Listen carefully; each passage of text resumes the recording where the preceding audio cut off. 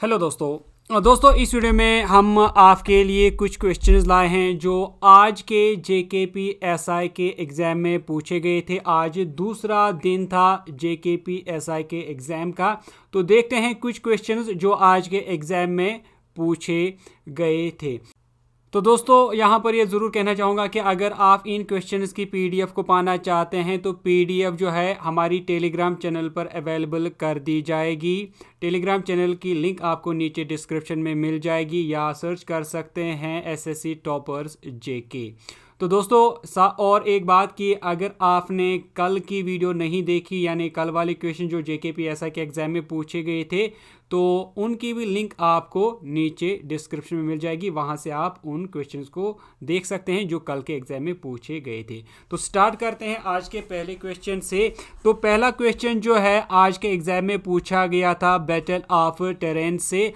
आपको बताना था कि बैटल ऑफ टेरेन जो है ये कब हुआ था। दोस्तों याद रखें कि बैटल ऑफ टेरेन जो है ये दो हुए थे, यानी फर्स्ट बैटल ऑफ टेरेन और सेकंड बैटल ऑफ टेरेन। जो फर्स्ट बैटल ऑफ टेरेन जो है ये 1191 में हुआ था, और ये जो बैटल है ये महमूद गौरी और पृथ्वीराज चौहान के दरमियान में हुआ था, और इस बैटल में पृथ्वीराज चौहान की फौजों ने जीता था, यानी राजपूत की इसमें विक्ट्री हुई थी फर्स्ट बैटल ऑफ टेरेन में।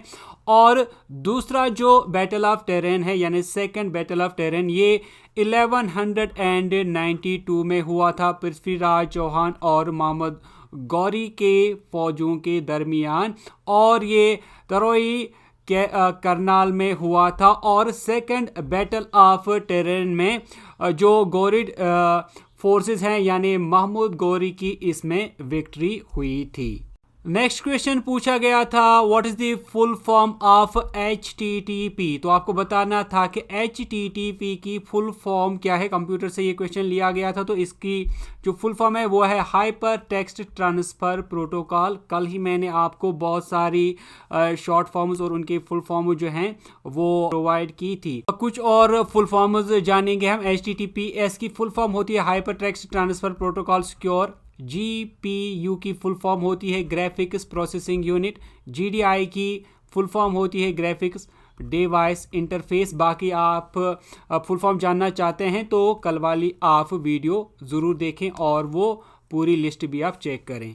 इसके बाद नेक्स्ट क्वेश्चन पूछा गया था G20 समिट के बारे में। G20 समिट के बारे में तो दोस्तों याद रखें कि साल 2022 के लिए जो G20 समिट होस्ट कंट्री थी वो थी इंडोनेशिया। दरअसल दोस्तों असल में साल 2022 के लिए जो G20 समिट है ये इंडिया को होस्ट करना था, लेकिन क्योंकि इंडोनेशिया में एक और समिट होने वाली थी तो इसीलिए इंडिया और इंडोनेशिया ने उसको आपस में चेंज किया था। अब साल 2023 के लिए जो G20 समिट है ये इंडिया होस्ट कर रहा है। अगर हम साल 2022 के G20 समिट की बात करते हैं तो इसका मोटो था रिकवर टुगेदर रिकवर स्ट्रॉन्गर, और G20 का मीनिंग होता है ग्रुप ऑफ 20।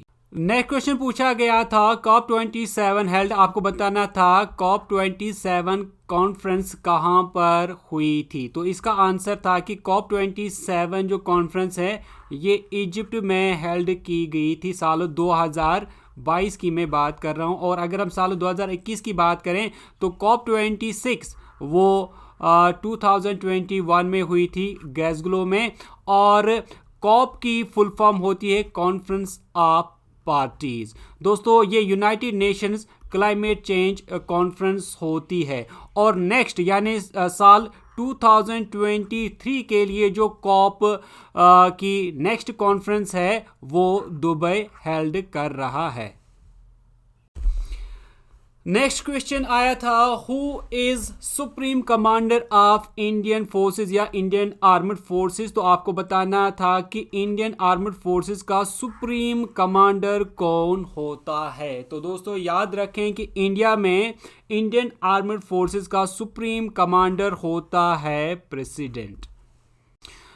नेक्स्ट क्वेश्चन बहुत ही important question, preamble of Indian constitution. आपको बताना था जो इंडियन कॉन्स्टिट्यूशन का प्रियम्बल है उसके बारे में क्वेश्चन पूछा गया था। तो दोस्तों याद रखें कि जब हम इंडियन कॉन्स्टिट्यूशन के प्रियम्बल की बात करते हैं तो इसको एडॉप्ट किया गया था नवंबर 26 1949 को, और इंडियन कॉन्स्टिट्यूशन का प्रियम्बल फोर्स में लाया गया 26 जनवरी 1950 को।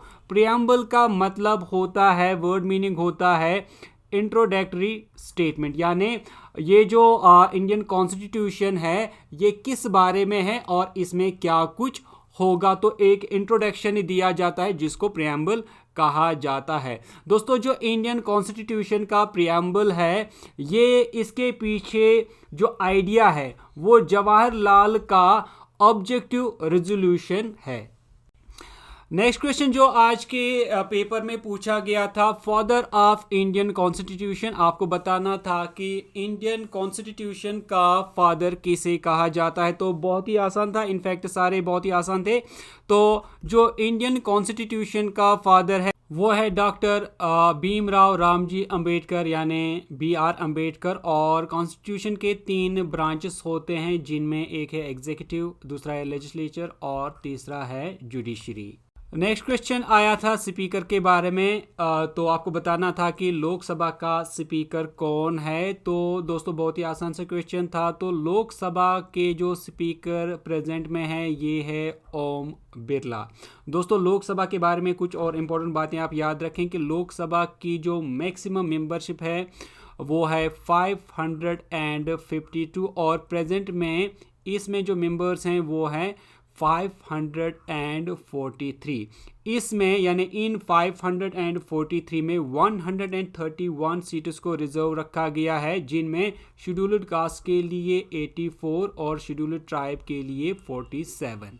इसी तरह दोस्तों अगर हम राज्यसभा की बात करें तो राज्यसभा के प्रेजेंट के चेयरमैन है जगदीप धनखड़, और इसकी जो मैक्सिमम मेंबरशिप है वो है 245, और इनमें 233 जो है वो इलेक्टेड होते हैं और 12 मेंबर्स को प्रेसिडेंट अपॉइंट करता है। नेक्स्ट क्वेश्चन जो आज के एग्जाम में पूछा गया था, who gave the slogan Swaraj is my birth right and I shall have it. तो आपको बताना था कि Swaraj is my birth right and I shall have it, ये नारा या स्लोगन किसने दिया था। बहुत ही आसान था, तो ये सभी को पता ही होगा कि ये स्लोगन जो है ये बाल गंगाधर तिलक ने दिया था। स्वराज जो वर्ड है इसको पहली बार बाल गंगाधर तिलक ने ही इस्तेमाल किया था, यानी इस वर्ड को बाल गंगाधर तिलक ने ही बनाया है या इसको कॉइन किया है। इसके अलावा दोस्तों याद रखें जो बाल गंगाधर तिलक हैं इनको लोकमान्य तिलक भी कहा जाता है। दोस्तों मॉडर्न एजुकेशन के लिए बाल गंगाधर तिलक ने डेक्कन एजुकेशन सोसाइटी को इस्टेब्लिश किया था, और इसके अलावा इन्होंने फर्गुसन कॉलेज पुणे में भी इस्टेब्लिश किया था। दोस्तों इसके अलावा ये भी याद रखें कि होम रूल मूवमेंट जो कि 1916 से लेकर 18 तक चली थी, इसमें बाल गंगाधर तिलक ने एक अहम रोल किया था एनी बेसेंट के साथ। इसके अलावा बाल गंगाधर तिलक ने 2 न्यूज़पेपर स्टार्ट किए थे जिनमें केसरी और मराठा बहुत फेमस हैं। तो दोस्तों ये थे कुछ क्वेश्चन जो अभी तक मेरे पास पहुँचे हैं। तो जो ही और क्वेश्चंस मेरे पास पहुँचेंगे तो मैं उनसे रिलेटेड भी वीडियो ज़रूर बनाऊंगा ताकि आपको आने वाले एग्ज़ाम के लिए हिंट मिले कि किस तरह के क्वेश्चंस आपको पूछे जा सकते हैं। तो उम्मीद करता हूँ कि वीडियो अच्छी लगी होगी। वीडियो अच्छी लगी तो वीडियो को लाइक करने के साथ साथ शेयर ज़रूर करें। दोस्तों हम मिलते हैं आपसे एक नेक्स्ट वीडियो में, तब तक के लिए टेक केयर। और अगर आपने अभी भी चैनल को सब्सक्राइब नहीं किया है तो चैनल को भी आप ज़रूर सब्सक्राइब करें और साथ में बेल आइकन भी ज़रूर प्रेस करें। दोस्तों मिलते हैं एक नए वीडियो में कुछ और क्वेश्चंस के साथ जो ही क्वेश्चंस हमारे पास पहुँचेंगे। तो टेक केयर, मिलते हैं नेक्स्ट वीडियो में।